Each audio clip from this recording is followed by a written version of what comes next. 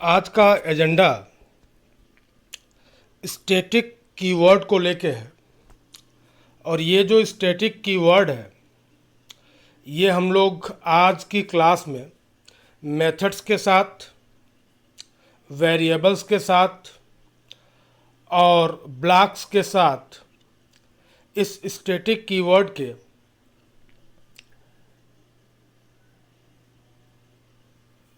Conjunction को देखेंगे। Conjunction जब मैं बोल रहा हूँ तो मेरे बोलने का मतलब है कि आज का जो ये एजेंडा है वो स्टैटिक मेथड्स, स्टैटिक वेरिएबल्स और स्टैटिक ब्लॉक्स के बारे में है। तो सबसे पहले ये देख लिया जाए कि स्टैटिक कीवर्ड जो है कैसे लिखा जाएगा। तो स्टैटिक जो है सब स्मॉल लेटर में होगा। मैंने यहाँ पे स्लाइड में भी बताया हुआ है।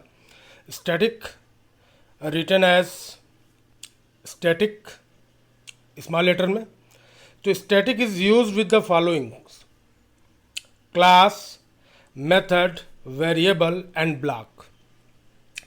तो अपने पास स्टैटिक कीवर्ड जो है वो क्लास के साथ हम लोग यूज़ कर सकते हैं, मेथड के साथ यूज़ कर सकते हैं, वेरिएबल के साथ यूज़ कर सकते हैं और ब्लॉक के साथ यूज़ कर सकते हैं। आज का जो एजेंडा है इसमें हम लोग स्टैटिक कीवर्ड को मेथड, वेरिएबल और ब्लॉक के साथ देखेंगे। तो सबसे पहले हम लोग बात करते हैं स्टैटिक मेथड्स की। जो स्टैटिक मेथड्स हैं, static methods are also known as class methods. और स्टैटिक मेथड्स को हमको कैसे कॉल करना है, तो नीचे जो है सिंटेक्स लिखा हुआ है, class name dot method name, और जो भी मेथड में पॉसिबल आर्गुमेंट्स होंगे वो आर्गुमेंट्स हम लोग सप्लाई करेंगे। अगर हम लोग बात करें स्टैटिक वेरिएबल्स की, तो स्टैटिक वेरिएबल्स कैसे कॉल होंगे, तो स्टैटिक वेरिएबल को यूज़ करने का कैसे सिंटेक्स है, तो class name dot variable name.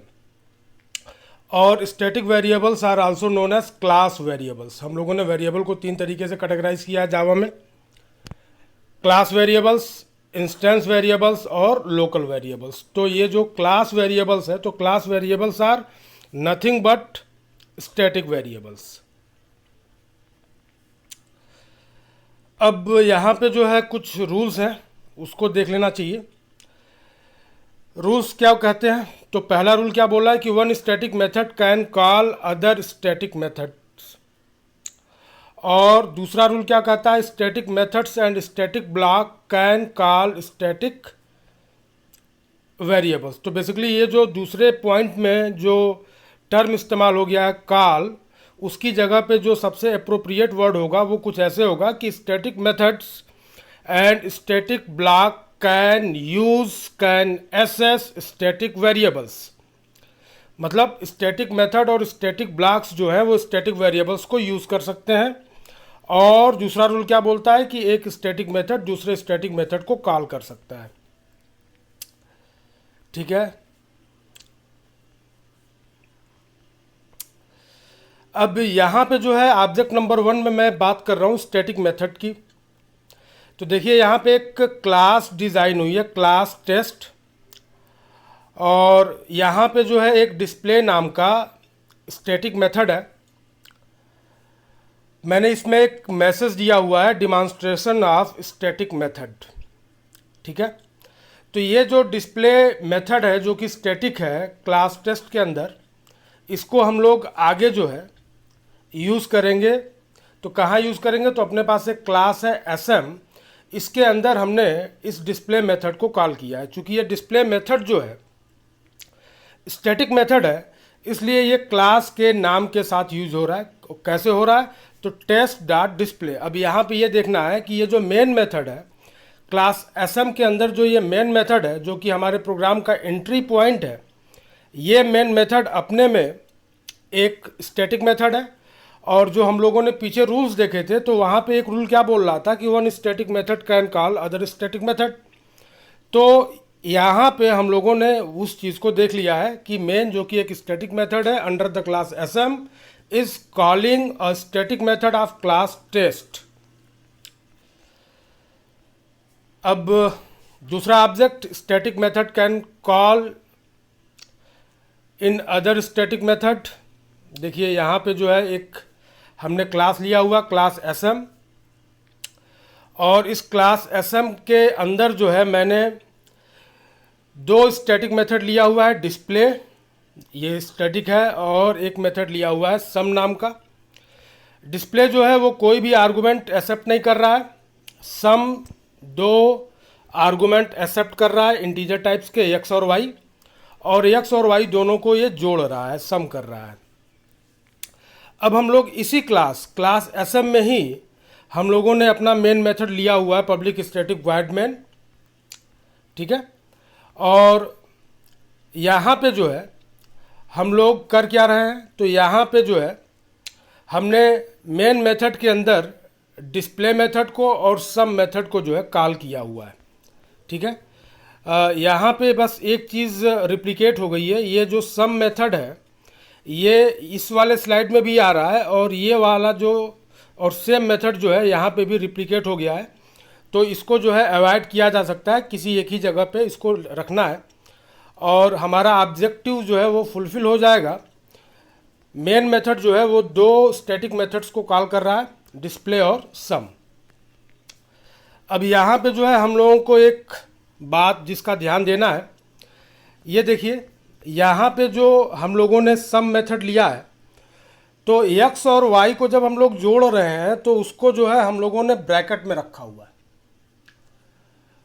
x और y दो इंटीजर टाइप के आर्गुमेंट है, दोनों को जोड़ा जाएगा और रिजल्टेंट जो है वो प्रिंट होगा। तो इस केस में ये क्या आउटपुट देगा, सम मेथड, तो सम इक्वल्स टू 15। और ये जो ए बिट ऑफ कॉशन के कैप्शन के साथ जो ये स्लाइड आ रही है, यहाँ पे मैंने एक चेंज क्या किया हुआ है कि x प्लस वाई को मैंने ब्रैकेट में नहीं रखा है। अब ये एक काम जो है गड़बड़ कर देगा। गड़बड़ ये होगा कि जो प्रिंट एलन मेथड है इसके अंदर हम लोग जो भी कुछ पास करते हैं ये ट्रीट होता है स्ट्रिंग के तरीके से। तो हमने यहाँ पे पास किया है x और y को इंटीजर आर्गुमेंट के तौर पे, लेकिन by definition print Alan method जो है x और y को जो है स्ट्रिंग समझ लेगा। और जावा में जो है अब स्ट्रिंग समझ लेगा, तो जावा में ये जो प्लस ऑपरेटर होता है वो दो स्ट्रिंग को कॉन्कैटिनेट करता है।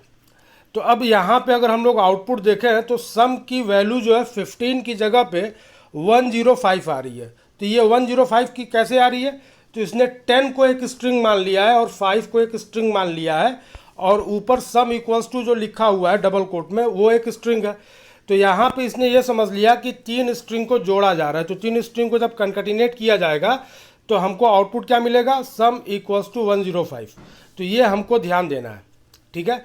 ये चीज़ मैंने यहाँ पे बताया हुआ है कि whatever is passed in system dot out dot println is always treated as string. और ये जो प्लस ऑपरेटर है तो plus operator acts as concatenation operator for string in जावा।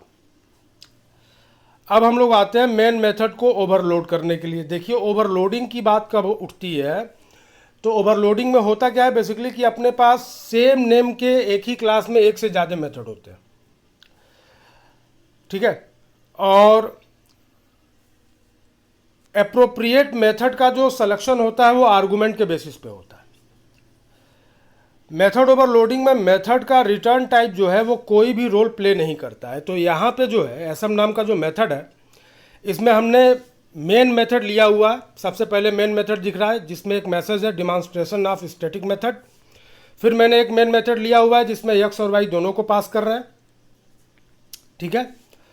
और हमने एक मेन मेथड लिया हुआ है पब्लिक स्टैटिक वॉइड मेन जो स्ट्रिंग args एरे को एक्सेप्ट कर रहा है। तो अब जरा यहाँ ध्यान ये देना है कि क्लास एसएम के अंदर मेन नाम के तीन मेथड हैं। कौन कौन से, तो पहला मेथड है जो कोई भी आर्गुमेंट एक्सेप्ट नहीं कर रहा है। दूसरा जो मेन मेथड है ये दो आर्गुमेंट एक्सेप्ट कर रहा है इंटीजर टाइप्स के। और जो तीसरा वाला मेन मेथड है ये स्ट्रिंग टाइप का एरे एक्सेप्ट करेगा। और ये जो है जो मेन मेथड अभी अपने स्क्रीन पे दिख रहा है यही हमारे प्रोग्राम का एंट्री पॉइंट है। अब हमने यहाँ पे मेन मेथड को कॉल किया, तो देखिए जो सबसे पहले मेन मेथड कॉल हुआ है वो जो मेन मेथड है ये कोई भी आर्गुमेंट एक्सेप्ट नहीं कर रहा है। और दूसरे वाले में हमने 10 और 5 को पास किया हुआ है। तो जब आर्गुमेंट जिसमें पास नहीं हुआ है तो वो कौन सा वर्जन है, जो सबसे पहला वाला मेन दिख रहा है। तो आउटपुट क्या आएगा, डिमॉन्स्ट्रेशन ऑफ स्टैटिक मेथड। और यहाँ पे जो है 10 और 5 हमने पास किया हुआ है, तो यहाँ पे आउटपुट क्या आएगा, सम इक्वल्स टू 105। ध्यान दीजिए, सम इक्वल्स टू 105। ऐसा क्यों, क्योंकि x प्लस वाई को हम लोगों ने ब्रैकेट के अंदर नहीं लिखा है, और यही बात बिट ऑफ कॉशन के अंतर्गत जो है हम लोग अभी थोड़ी देर पहले देखे हैं। तो मैं फिर से यहाँ पे एक बात दोहरा दूँ कि ये जो मेथड ओवरलोडिंग है, तो मेथड ओवरलोडिंग में मेथड का रिटर्न टाइप कोई भी रोल प्ले नहीं करता है। एप्रोप्रिएट वर्जन का सिलेक्शन किसके आधार पे होगा, तो नंबर ऑफ आर्गुमेंट्स और उनके आर्डर और उनके डेटा टाइप के आधार पे जो है एप्रोप्रिएट वर्जन का सिलेक्शन होता है। अब यहाँ पे जो एक एजेंडा डिस्कस करना है वो ये है कि अपने सेल क्लास में एक से ज़्यादा मेन मेथड नहीं हो सकते, और एक से ज़्यादा कौन वाले मेन मेथड नहीं होंगे, जिनका सिग्नेचर कैसा होगा, तो public static void main string ARGS। ठीक है, तो यहाँ पे देखिए, तो हमने दो मेन मेथड बनाया है। बोलने का मतलब मैंने इस प्रोग्राम में दो एंट्री पॉइंट की मैंने बात की है। जब इस प्रोग्राम को हम लोग कंपाइल कराएंगे, कंपाइलेशन टाइम पे ही हमको एरर मिल जाएगा। ठीक है, तो ऐसा कभी नहीं होगा कि एक ही सेल क्लास में एक से ज़्यादा मेन मेथड होंगे जो अलग अलग एंट्री पॉइंट के तरीके से काम करेंगे। ऐसा करना जो है गलत है। अब अगला ऑब्जेक्ट क्या है, स्टैटिक वेरिएबल्स, क्लास वेरिएबल्स कैसे हम लोग देखेंगे। तो देखिए, क्लास टेस्ट के अंदर जो है मैंने दो वेरिएबल लिया हुआ है, ए और double A. A integer type का है और डबल ए फ्लोट टाइप का है। वैल्यूज दिख रही हैं, ए में 10 है और ए में जो है 10.23 F constant, floating point constant रखा हुआ है। और क्लास SM में हम ए और डबल ए को एसेस कर रहे हैं। तो हम लोगों को पता है कि how to access class variables. तो क्लास वेरिएबल्स को एसेस करने का तरीका क्या है, तो यूजिंग क्लास नेम। तो हमने क्या लिखा है, test dot A, test dot A. तो जो शुरुआत में हम लोगों ने जो रूल्स देखे थे ना, मेथड कैसे कॉल होगा और वेरिएबल कैसे कॉल होगा, यूज होगा। अब यहाँ पे जो है हम बात कर रहे हैं स्टैटिक ब्लॉक की।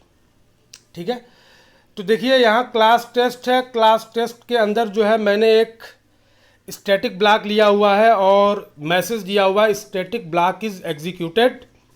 इसके बाद जो है एक मेथड है, स्टैटिक मेथड है ग्रीट, जो एक मैसेज प्रिंट करेगा वेलकम। और यहाँ पे जो अपनी क्लास है स्टैटिक BL, इसमें हमने ग्रीट को कॉल किया है। ठीक है, तो जब हम लोग इस प्रोग्राम को रन कराएंगे तो सबसे पहले जो है क्लास टेस्ट लोड होगा। तो क्लास टेस्ट मेमोरी में जैसे लोड होगा, ये स्टैटिक ब्लॉक तुरंत एग्जीक्यूट होगा। तो पहला मैसेज हमको क्या दिखेगा, स्टैटिक ब्लॉक इज एग्जीक्यूटेड, और उसके बाद जो मेथड हमने कॉल किया है टेस्ट डॉट ग्रीट, तो उसका मैसेज दिखेगा वेलकम। अब यहाँ पे ध्यान देना, ध्यान क्या देना है कि ये जो स्टैटिक ब्लॉक है ये सिर्फ और सिर्फ एक बार एग्जीक्यूट होगा। मैं फिर से रिपीट कर रहा हूँ, स्टैटिक ब्लॉक क्लास जब भी लोड होगी तो स्टैटिक ब्लॉक केवल एक बार एग्जीक्यूट होगा। कब, जब क्लास मेमोरी में लोड की जाएगी।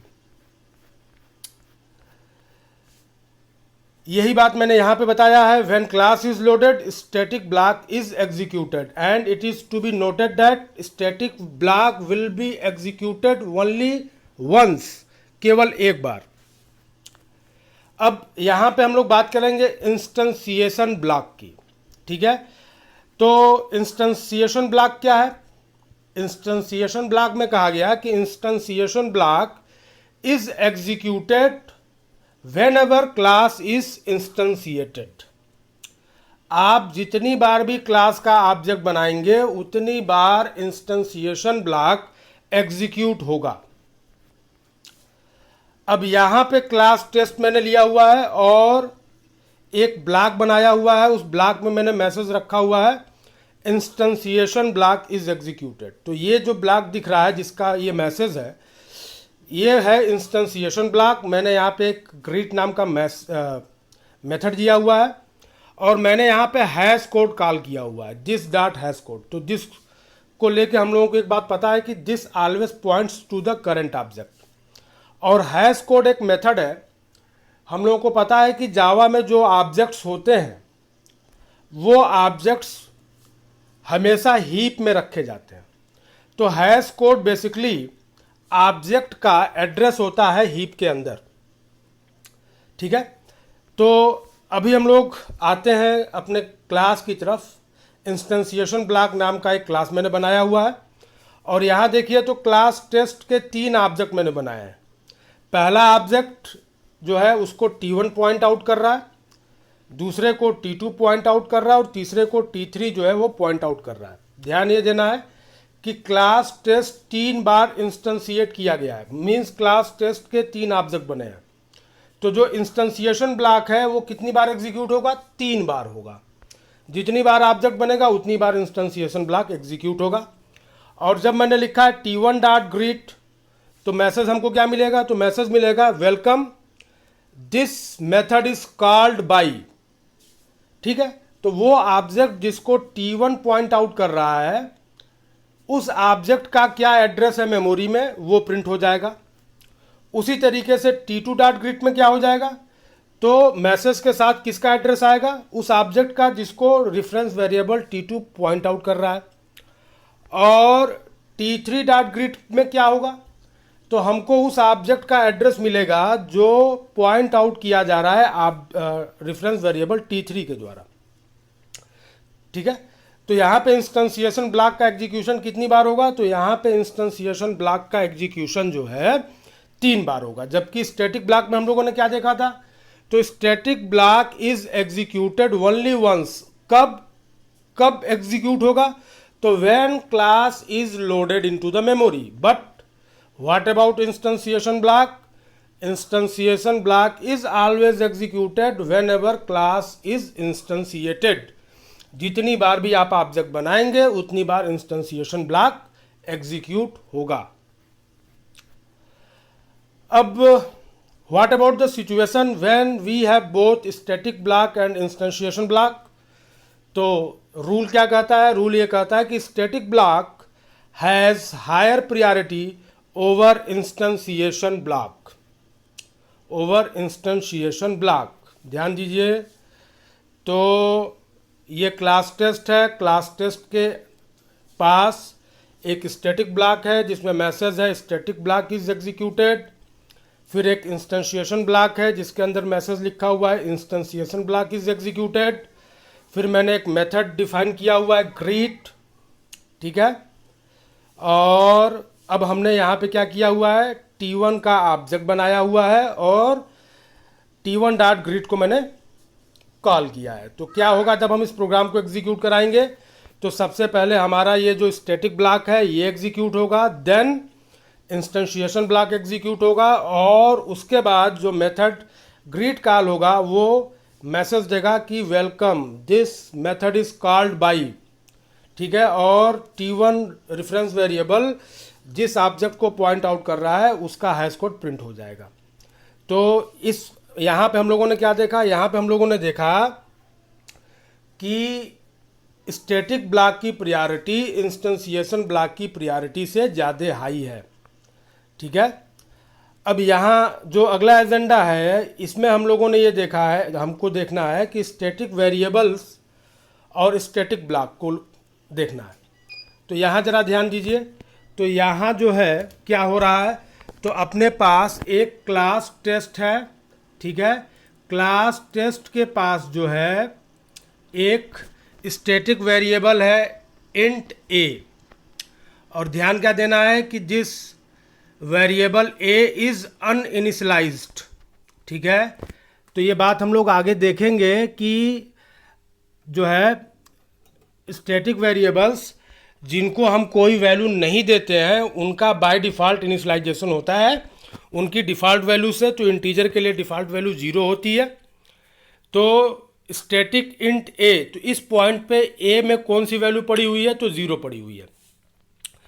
और स्टैटिक ब्लॉक में मैंने क्या किया हुआ? तो देखिए मैसेज दिया हुआ है by default initialization of a, तो ये क्या प्रिंट करेगा, the default value of A which is 0, तो ए की वैल्यू हमको यहाँ पे 0 मिल जाएगी।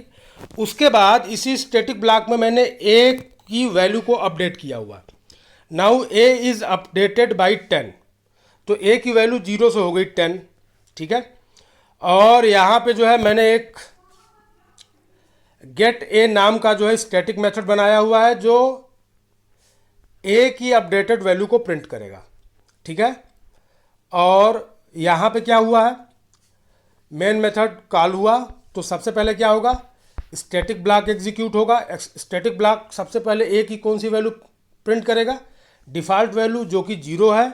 उसके बाद क्या होगा, ए की वैल्यू जो है इनिशलाइज कर दी जाएगी 10 से, ए 0 से 10 हो गया, और अब ए की जो अपडेटेड वैल्यू है 10 वो प्रिंट हो जाएगा। अब यहां देखते हैं कि स्टैटिक वेरिएबल है अपने पास बट स्टैटिक ब्लॉक नहीं है। नाउ व्हाट विल हैपन, तो देखिए यहां पे इंस्टेंसिएशन ब्लॉक है और instantiation block is using the static variable A. Now it is to be noted that the instantiation block will not do anything with this instantiation block does not change the value of a। मतलब ये इंस्टेंसिएशन block जो है a की value को change नहीं करेगा, a की value अभी भी क्या रहेगी, 0 रहेगी। और जब हम लोग यहाँ पे a की वैल्यू को प्रिंट कराएंगे तो we will get the value of a as 0, ठीक है।